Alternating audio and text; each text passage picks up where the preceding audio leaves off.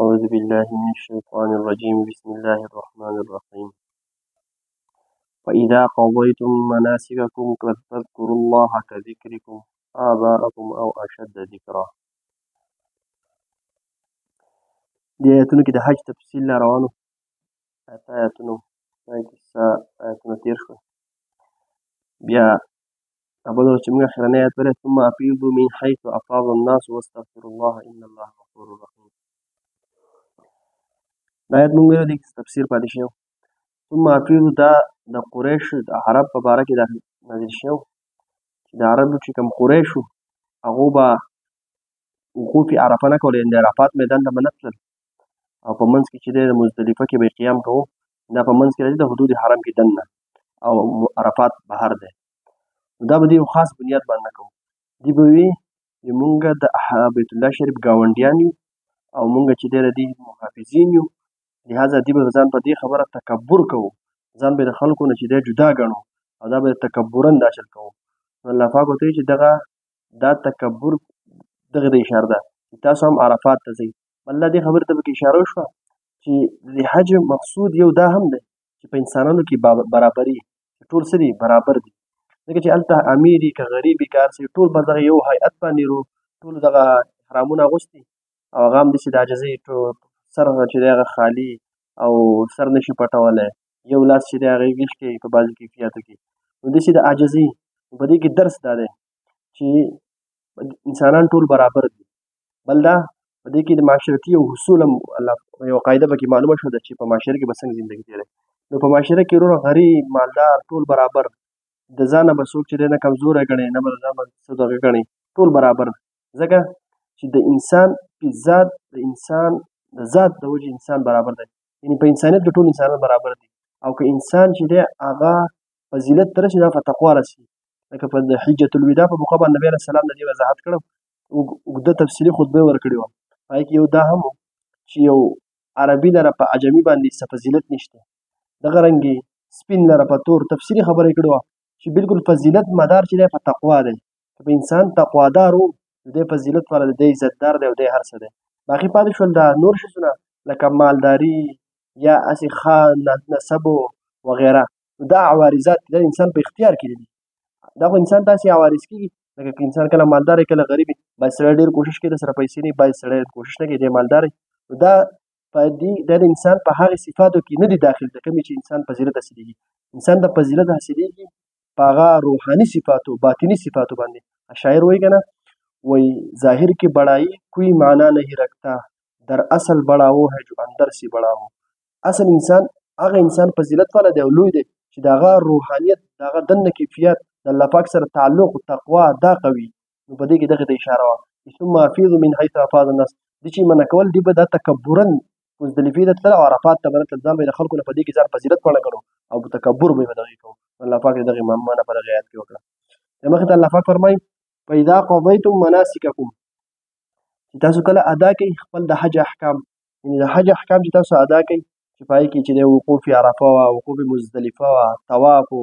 بیا د طواف نه وروسته چې کله د مزدلفې نه راشي نو په مینا کې قرباني ده او کله چې قرباني وکړي انسان حلال کړی شي. نو چې فاذا قضیتم مناسککم چې کله تاسو د خپل د حج احکام پوره کوئ، یعنې چې قرباني وکړئ، نو فاذکروا الله کذکرکم آباءکم او اشد ذکرا. نو تاسو الله پاک لره یادوئ، یعنې د الله پاک ذکر کوئ څنګه چې تاسو ذکر کوئ د خپل پلار نیکو او اشد ذکرا، یا د هغې نه هم ډېر زیات یادوئ کوم چې تاسو د خپل پلار نیکه ذکر کوئ. اصل کې دې آیات کې د جاهلیت د رسمونو د یو رسم چې دی هغه ابطال دی. یعنې په جاهلیت په زمانه کې یو رسم دا و چې کله به دې طواف یعنې وقوف عرفه مزدلفه او طوافونه به یې وکړل او په مینا کې به یې قرباني وکړه، بیا د دې نه بعد چې کومې ورځې دي د حج ایام چې کوم دي نو دغه ورځو کې به دې بیا نور د الله پاک ذکر عبادت وغیره څه نه کوو، خو دې به کېناستل او په دغې مجلسونو به یې ولګول، په هغې کې به یې شعرونه وي، یعنې مشاعرې به یې کولې او د خپل فخر به یې کوو چې زه داسې نسب والی یم، زه داسې یم او زه داسې یم، او د خپل پلار نیکه چې دی فخر به یې کوو په خپل پلار نیکه باندې، زما پلار نیکه داسې و. نو د دې نه بعد به دې عبادت نه کوو، یعنې په مینا کې د قربانۍ نه بعد دا کومې ورځې شي دا یا 2 ورځې یا 3 ورځې، که 2 ورځې هم چا تېرې کړې مخکې آیات کې به د هغې تفصیل راشي. نو په دغه ورځو کې به دې د الله پاک ذکر او دغه نه کوو، بس دغه مشاعرې به یې کولې او د خپل پلار نیکه چې دی فخرونه په هغو به یې فخرونه کول. الله پاک فرمایي فإذا قضيتم مناسککم فاذکروا الله کذکرکم او آباءکم او اشد ذکرا. چې تاسو کله د حج احکام پوره کړئ یعنې قرباني وکړئ نو په مینا کې بیا هسې مه کښېنئ، فاذکروا الله د الله پاک ذکر کوئ، او څنګه چې تاسو د خپل پلار نیکه دا فخر کوئ د دې په ځای د الله پاک ذکر کوئ، د دې نه زیات ذکر کوئ. د هغه بل دا دې طرف ته اشاره وشوه چې اصل کې انسان چې دی دا د حج نه ځي نو ډېر یو په مشقت باندې ځي، ځکه ډېر مبارک مقامات دي. انسان چې ځي نو د هغې لپاره څومره پیسې ضرورت دي، د کور نه جدا کېدل او د هغې لپاره وخت ویښکل او خپل کاروبار او خپل هر شی چې دی شاته پرېښودل، بیا په سفر کې څومره مشقتونه وي. یاره دا پکې هم پته نه لګي چې یاره انسان روغ رسي او که نه رسي. بیا د دومره باوجود چې الله پاک دا ټول هر څه توفیق درله درکړو، یعنې چې دا پیسې درته میسر کړي او د کور نه ووتې او شاته چې دی د سره کورمې حفاظت الله پاک وکړو او په خیر خیریت سره یې ورسولې او هغه تکلیفونه دې برداشت کړل، نو بیا دا مبارک مقامات دي، په دې کې بیا وخت ضایع کول نه دی پکار، بلکې بیا خو د الله پاک ذکر پکار دی او د الله پاک عبادت پکار دی. نو دا چې دی په دې کې موږ ته دا تعلیم شو انسان هلته لاړ شي نو انتهایي کوشش پکار دی. نو د دا په دې جاهلیت کې دغه یو رسم و چې د هغې تذکره الله پاک وکړه چې دا رسم نه دی، دې په ځای الله پاک ذکر کوي. خو په دې کې موږ ته اوس څه تعلیم دی؟ اوس خو هغه رسم نشته چې یاره څوک د خپل پلار نیکه چې دی د مینا د قربانۍ نه بعد څوک کښېني او خپل پلار نیکه باندې فخر کوي. موږ ته پکې دا تعلیم دی، هغه چل خو نشته، لیکن د هغې برعکس بل چل دی. حج او عمرې ته چې نن سبا څوک لاړ شي اکثریت خلک داسې هم وي چې هلته د هغو خلکو تعلقات وغیرې نو یا د هغو سره مجلسونه لګوي، هغو پسې راځي نو ډېر ټایم هغو له ورکوي. یو کس راځي نو هغه له به ته ټایم ورکړي، دا سره به کښېنې روټۍ به خوري وغیره، یا داسې د هغو په دیرو ګرځي هلکه په فلانۍ دیره کې نن دعوت شي، نن په فلانۍ دیره کې دعوت شي. نو خپلې مبارکې ورځې چې د شمار ورځې نو زیات نه زیات سړی عمرې له ځي یا 21 ورځې یا 10 ورځې یا 15 ورځې، ډېر کم ورځو له عموما او ډېر په مشقتونو ځي، او هغه مبارکې ورځې چې هغه د انسان نه ضایع شي. بلکې دا تعلیم دی چې انسان هلته لاړ شي، بلکې بعضې علما او بزرګان داسې کوي چې لاړ شي د هېڅ چا سره رابطه نه کوي، د خلکو خواهش چې موږ ورسره هلته میلاو شو، خپل موبایل یې اکثر بندوي. نو دا ورځ دا مبارک مقامات دي چې په دې کې د الله پاک یاد وکړی شي. یا بعضې مفسرینو د دې تفصیل دا کړی دی چې تاسو چې کله قرباني وکړئ په مینا کې د دې نه بعد د الله پاک ذکر کوئ، ستاسو څنګه چې خپل پلار نیکه یادوئ، د دې نه مراد دا دی چې څنګه په بچپن کې په وړوکوالي کې سړی خپل پلار په هره خبره کې خپل پلار یادوي، یعنې که دته څه تکلیف راشي، که دته څه مسله راشي، دته د خپل پلار هر شی ښکاري، طاقتور ورته هم د خپل پلار ښکاري، هر څه دی په هر وخت کې څه وایي بابا ای بابا بابا بابا، نو په هره مسله کې دا یادوي. نو الله پاک دې اشاره وکړه چې څنګه چې په وړوکوالي کې سړی خپل پلار دومره یادوي په هر شي کې، او دا خپل پلار ولې یادوي د دې وجه او سبب څه اصل کې دی محتاج ګڼي ځان په هر شي کې، دی نور په څه نه پوهېږي، خپل پلار ورته طاقتور ښکاري، خپل پلار ورته د هر شي مالک ښکاري چې زما پلار هر څه کولی، اکثر د پلار سره پیسې هم نه وي نو دا بچی ته غټې غټې مطالبې کوي د وړوکوالي باندې، نو دته دا ځان محتاج ښکاري په هر شي کې د خپل پلار ته. په دې کې اشاره وشوه چې څنګه انسان خپل پلار ته محتاج په وړوکوالي، نو چې کله انسان بالغ شي نو دا دې بیا د خپل پلار په ځای د یا ربي یا ربي اواز کوي، یعنې اوس دې خپل رب یادوي چې یا الله زما دا کار وکړي، یا الله یا الله یا الله. او وجه دا ده چې انسان د خپل پلار دومره نه دی محتاجه څومره چې دی د خپل رب محتاج دی، نو چې د خپل رب زیات محتاج دی نو پکار دا ده چې د خپل پلار نیکه چې د هغو نه زیات یاد کړي، ځکه چې د پلار د یادېږي د محتاجوالي د وجې، نو د خپل رب زیات محتاج دی نو هغه دې زیات یاد کړي. نو بیا پکې دغې طرف ته اشاره ده چې سړی په وړوکوالي باندې څنګه خپل پلار یادوي، نو سړی لوی شي نو پکار دا ده چې هر وخت د الله پاک یاد کړي. فمن الناس من يقول ربنا آتنا في الدنيا وما له في الآخرة من خلاق. دې نه مخکې ته بیا د جاهلیت یو بل رسم چې د تردید دی. په جاهلیت کې یو رسم ده چې دعاګانې به یې ګوري، بعضې خلک داسې وو چې دغې مقاماتو ته به لاړل او دعا به یې کوله. د مخکې خو دا ذکر شو چې هغو به سره عبادت کوو، یعنې صرف د خپل پلار نیکه فخر به یې کوو. دې ځای نه هغه خلک ذکر کړي چې هغو به عبادت او دعاګانې به یې کولې، لیکن دنیا د دعا مقصود به دنیا و چې فمن الناس من یقول،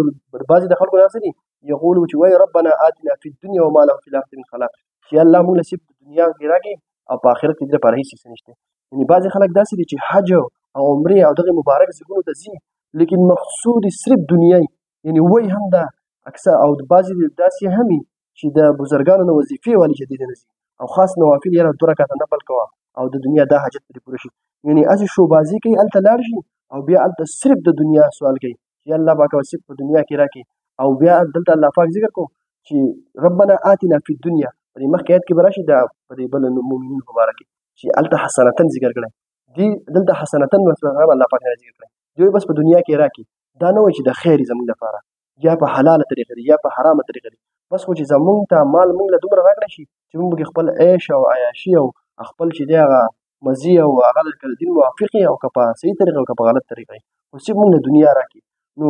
دې کې د هغو رد دی چې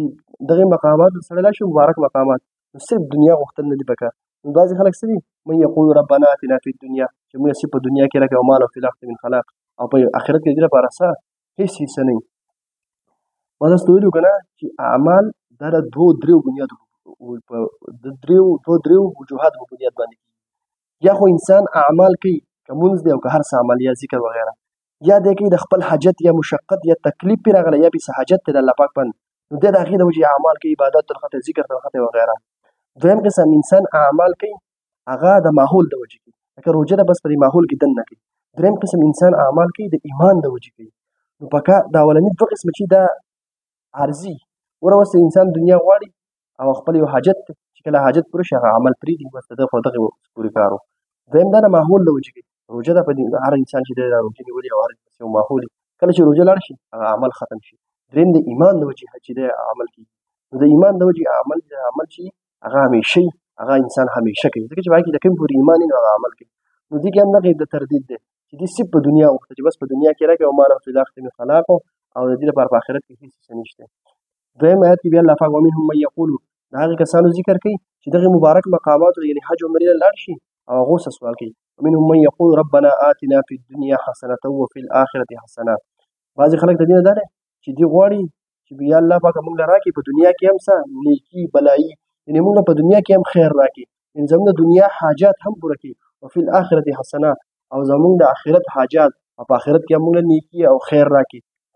او د دنیا په حاجاتو کې څه راځي؟ هر شی پکې راځي، هغه که کور ضروریات دي، که بچي دي، که اخلاق دي، او که د دنیا تجارت دی، او که مال دی، ورځه چې څومره دوی په دنیا کې چې څه دي، که ښکلي اخلاق دي او عقیدې درستوالی دی، څه چې په دنیا کې دي یعنې د دنیا د دې نیکۍ نه مراد، د دنیا د خیر نه مراد، دا ټول پکې راځي. او د آخرت خیر هغه دا چې یا الله موږ له په آخرت کې جنت راکړي، او د آخرت لازواله نعمتونه چې هغه داسې نعمتونه چې ختمېدونکي نه دي. نو بعضې خلک دا هم دعاګانې کوي چې په دې، او دغه خلک چې دی مخکې یاد کې بیا راشي، دغه خلک دی چې دې له به الله پاک دا بنده د ثواب په صورت کې ورکوي. نو دې نه یو دا پته ولګېده چې بعضې خلک وایي بلکل دا د بزرګۍ نه خلاف دی چې دنیا غوښتل. نو دنیا غوښتل منع نه دي، ځکه چې ته د آخرت اعمال او عبادات او دا کې، نو په دې کې هم ته دنیا ته محتاج دی. د هغې کې مثال په توګه ستا چې وجود کې طاقت وي نو ته به عبادت وکړې، نو چې ته وجود کې طاقت پر څه نه پیدا کېږي؟ د هغې لپاره خوراک دی، به ته په پیسو حالي. دغه رنګې ته چې د دنیا نه مشاغل چې دی ستا سره په مال دولت وغیره ستا سره دا وي، نو ته به ځان سیټ ټکي عبادت وکړې. نو دنیا هم چې دی غوښتل پکار وي. بعضې خلک وایي بعضې دغه جاهل بزرګان وغیره هغه چې داسې خبرې کوي چې صرف بس دنیا چې ده د آخرت به غواړي، او چې دی د آخرت نه علاوه دنیا غوښتل چې دا د بزرګۍ نه خلاف دي. په دې ګوره د شریعت کې او د الله پاک په احکامو کې اعتدال دی، میانه روي ده. ګوره د هر شي کې چې دی خپل اعتدال یې ښودی. دلته یې دنیا هم غواړي او آخرت هم غواړي. او دغه خلک چې دی اولئک لهم نصیب مما کسبوا، او دغه خلک چې د دې لپاره حصه ده د هغې سره چې دوی کړي دي، یعنې چې په دنیا کې څه کوي او دغه دعاګانې غواړي، نو دوی له به دا بدله الله پاک څه د ثواب په صورت کې ورکړي چې آخرت کې به له دې بدله ورکړي. او والله سریع الحساب، اخر کې الله پاک وفرمایل چې الله پاک ډېر زر حساب کوونکی دی. یعنې که څوک هر څه غواړي د الله پاک نه خو نه پټېږي که نه، که یو سړی دنیا غواړي او عبادتونه او ذکرونه او دا ډېر کوي، او خلکو ته دا باید بعضې پکې دا هم وایي دومره عبادت مونږ وکړو، دومره ذکرونه کړي، او دا او مقصود د ده صرف دنیا یې، او هغې په دنیا په مقاصد او بلکې هغې وظیفو تپوس چې یې کړی هغه هم د دنیا د مقاصدو دپاره کړی. نو دا هسې ظاهري شوبازي شوه، او اصل شی نیت دی. او چې د آخرت کې د آخرت دعاګانې یعنې مقصود یې آخرت او دنیا ورسره ضمناً غوښتي، نو دغه خلکو له به الله پاک بدله ورکړي، او بیا الله پاک تیز حساب اخیستونکی دی. نو دې کې اشاره دې ته وشوه چې الله پاک زر حساب کوونکی دی، یعنې الله پاک د دنیا په شان د اسبابو محتاج هم دی. لکه خلک چې په دنیا کې حساب کوي کالکولیټر راولي او دا پیرونه او دا جمع ممې شروع کړي، نو الله پاک دې ته محتاج هم دی. الله پاک علیم او خبیر ذات دی، په هر شي باندې پوه دی، بس په اسبابو ته محتاج هم دی. په ټک پړک کې به چې دی هغه حساب چې دی هر چا ته به چا چې ښه عمل کړي هغو له به ښه بدله ورکړي، او چا چې بد عمل کړي هغو له به بده بدله ورکړي. أعوذ بالله من الشيطان الرجيم بسم الله الرحمن الرحيم فإذا قضيتم مناسككم،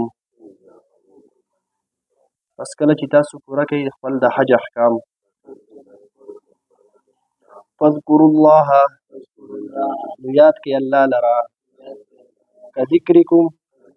پشان د یادولو ستاسو آباءکم خپل پلار نیکه لره او اشد ذکرا یا زیات یاد کړئ د هغې نه ومن الناس بعضې د خلکو نه من هغه دی یقولو چې وایي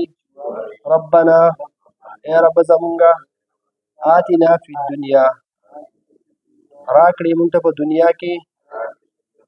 وما له فی الآخرة من خلاق